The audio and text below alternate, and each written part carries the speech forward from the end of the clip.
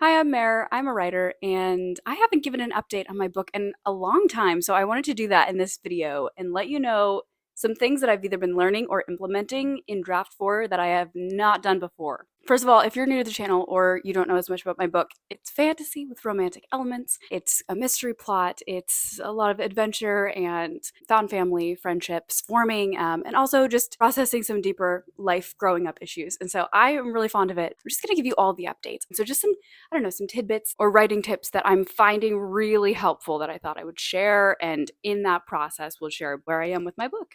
So let's get into it. So, as I said, this is draft 4. What does that mean? Okay, so I wrote this book in 2021, scrapped the whole thing and rewrote it in 2022. Drafts 2 and 3 were 2023 last year. And so then this is the major draft of this year. I've been working on this since the end of February. It's been 3 months, and I'm on chapter 29.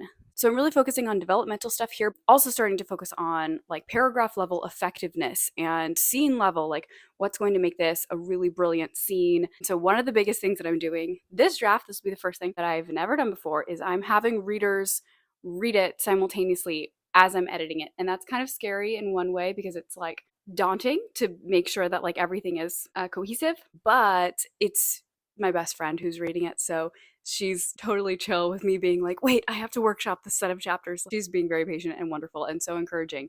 And she's loving it so far. So that's amazing. Along with my best friend reading it, I've also started giving chapters to critique partners. And this is so fun. Like, this is one of the best things that I could do for this book. So I'm giving it to critique partners who are also writing books and I'm reading their books. I wanted to tell you all about this because this is such a cool thing. So there's a website by Lauren Kay. I'm going to have all the info on this down below because when I found this, I was like, yes, this is what I need. This is exactly it.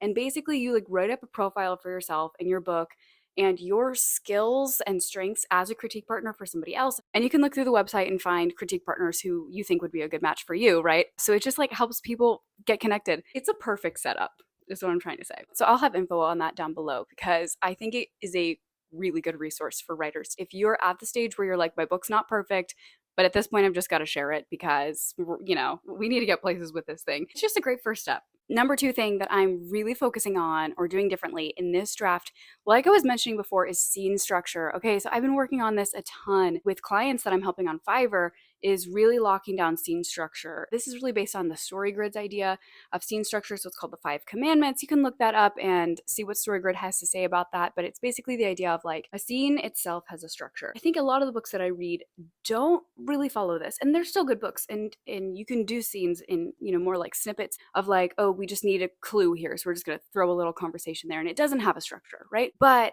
when you read a book where each scene has this arc and the arc is satisfying and there's like a moment of an inciting incident rising to a complication and getting to a point of a decision that's a crisis that the character has to fight through, and then the character takes action, surprises the reader, and it kind of sets off a new inciting incident for the next conflict, the next chapter. That structure is so integral for creating a hooking story that feels fast-paced and satisfying in every bite, right?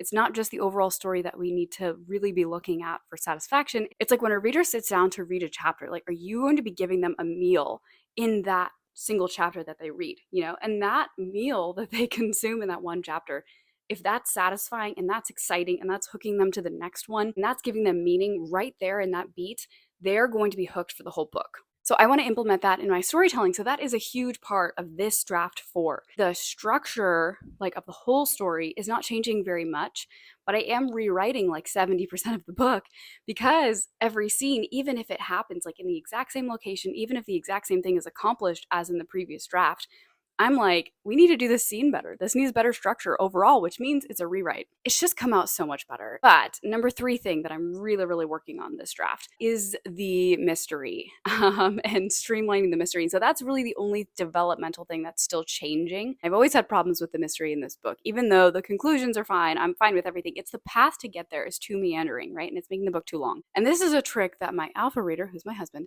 told me when he was reading it. And he was like, here's something I think that each mystery beat is really missing. We want the reader to almost feel like the answer to everything is within their grasp. Every next clue should feel like this is it. If we can just do this, if we can just break into this one location or just get this piece of information, that will solve everything. And of course it doesn't. It's going to take till the end to really figure it out, but you want that sense of we're almost there, we're close. And so that is what I've been putting into every single mystery beat. And it is making the pacing so much better. Like, it is so much more exciting, it's so much more gripping. And I think that it's doing a much better job of pulling a reader through the mystery, right? Because a mystery can get discouraging if you don't feel like you really can solve it. So having that feeling of, if we do this, it'll work at every turn, it helps.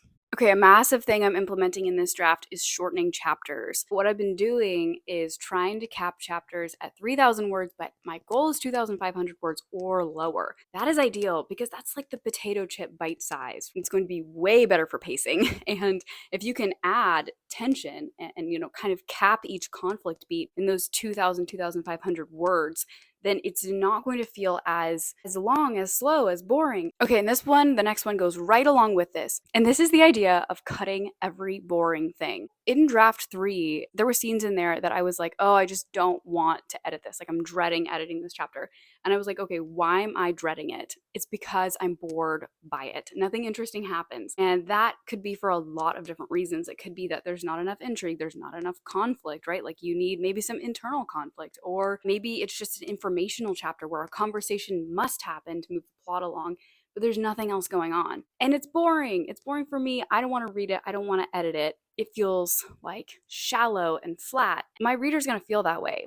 And so as soon as that idea clicked for me, I was like, okay, as I go through this, if it's boring, it's getting cut, or we are reorganizing it, rewriting it so that it's not boring anymore. And so that is one thing I'm majorly working on. Even though my book is like fantasy, there's, a little bit more grace for having more space to explain things, especially world building and magical elements or whatever. But still, it's like, I don't want to just say, well, I'm writing fantasy, so things can be boring. I don't want to do that to my reader. I don't want to do that to myself.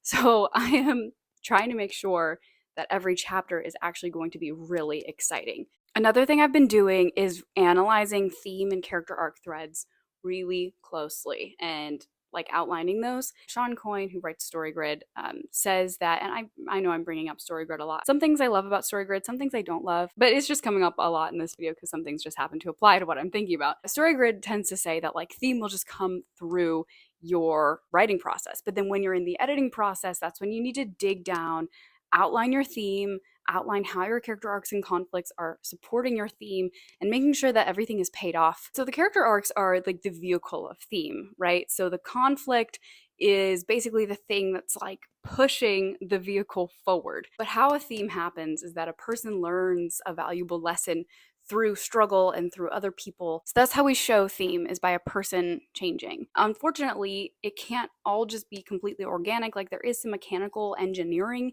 that needs to happen to actually get this character arc all the way to the end in a satisfying way. I think some people who are really, really talented can just do this really naturally. But, it's okay if you need to step back and really outline things and think things through. For me, for one character, their theme, the way that they learn it, part of that thread wasn't reaching all the way to the end of the story. It wasn't even involved in the aha moment, when it was one of the main things building their character to this moment. And then kind of the main theme was learned, but the supporting theme wasn't being fulfilled. The promise wasn't being paid off. And that's Brandon Sanderson language. I love it. Promise, progress, and payoff, right? We had all this progress, and then we never got the payoff for it. And so I was like, okay, I need to re-engineer the all is lost moment in order to really focus on this thread that just wasn't there before. You can just pants this stuff, but sometimes they can go haywire when, you've got a lot to remember and to think about. And so sometimes things get lost in the mess, and that's okay. We just need to go back and find them and braid them back in.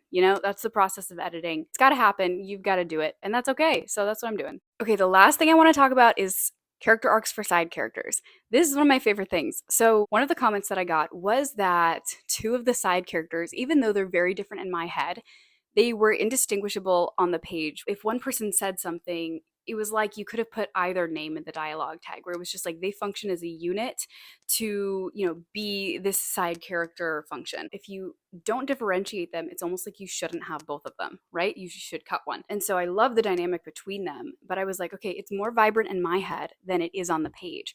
And how I fixed this was to give both of them character arcs and backstories, and basically treat them like they're the protagonists of their own story. So then in this way, the protagonists are coming into their lives halfway through their story, right? They already have threads going on that they are working toward and struggling with, and conflicts that they're upset about. This helps deepen the story and add so much depth and dimension, because it's like these side characters, they're actually their own living, breathing people, right? And they have their own agendas and their own things they're struggling with. I love these characters, but my readers aren't loving them as much as I do. And so I need to show them what I love about these characters on the page right there. And that means giving them whole arcs, but it doesn't have to take up a whole lot of page time. Just like comments and mentions of what they're struggling with. And we can see their decisions alongside of the main character as they're interacting with the main character. The one thing to remember about this is that they're not completely separate from the main character. What they're struggling with and going through should support the main storyline. We do need to make sure all those threads are getting braided together to make one story. But that's something I've been really working on and working through, and I feel like they're shining a lot more than they used to. Okay, so that's a look at draft 4. What's my timeline? Well, always hard to say. I always take longer than I think to do everything. So I think my timeline is probably something along the lines of like finish draft 4 by summer, like July. Make sure that finally like all of the major elements are really, really in place. Like that mystery needs to be so solid. I'm really hoping to do a developmental edit on book 2 in the late summer and fall before NaNoWriMo. So book 2, I haven't edited at all. I've been leaving it there to sit so that I forget everything that I wrote in it, and so that when I read it again, hopefully I'm thinking like August, then it will be totally fresh and I'll know what to do, how to change it, and how to make it better, and then hopefully spend a few months revising that. And it does not have a mystery plot, so I'm assuming and hoping it will be way easier to edit than book 1. Okay, those are all the updates. I hope that if you're editing or drafting a book, that some of these things I talked about jogged some ideas or helped you think about your own story. So thanks for listening, happy writing, and I'll see you in another video. Bye.